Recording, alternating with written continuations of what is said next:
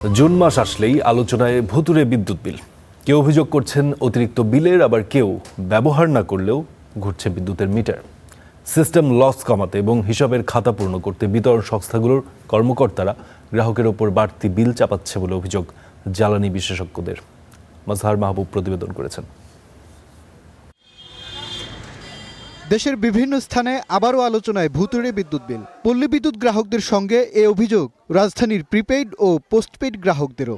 মগবাজারের নয়টলা, মোহাম্মদপুর, তেজগাঁও সহ বেশ কয়েকটি এলাকার বাসিন্দাদের অভিযোগ ব্যবহার না করেও আসছে বিল, এমনকি অতীতের তুলনায় বেশি।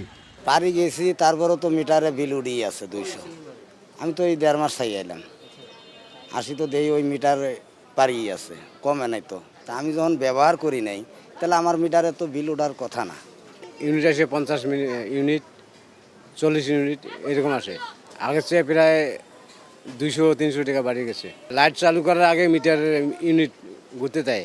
অভিযোগ নিয়ে অনেকে যাচ্ছেন বিতরণ সংস্থাগুলোর অফিসে, তবে সন্তোষজনক উত্তর না পাওয়ারও দাবি তাদের।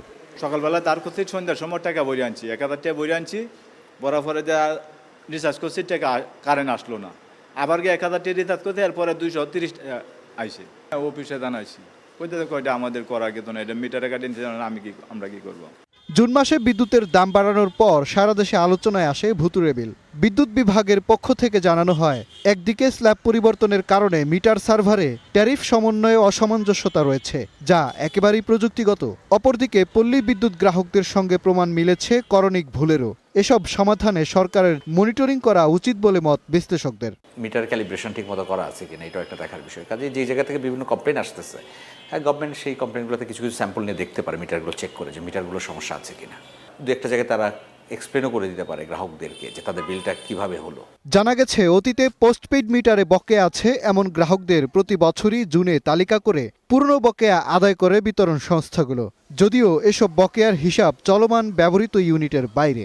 তবে সিস্টেম লস কমাতে ও জুন মাসে হিসাবের খাতায় লক্ষ্যমাত্রা অর্জনে বিতরণ সংস্থাগুলোর বিরুদ্ধে গ্রাহকের ওপর বাড়তি বিল চাপানোর অভিযোগও পুরনো।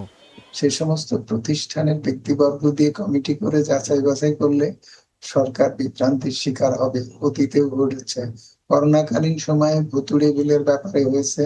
6 কোটি টাকা ওই 3 মাসে দেশ কোতে বেশি নেওয়া হয়েছিল। বর্তমান সরকার নতুন ক্ষমতায় এসছে, তার উচিত হবে যে থার্ড পার্টি দিয়ে এটা অনুসন্ধান করানো। যদিও এরই মধ্যে সংবাদ সম্মেলনে অভিযোগ স্বীকার করে সমাধানের আশ্বাসও দেন বিদ্যুৎ সচিব।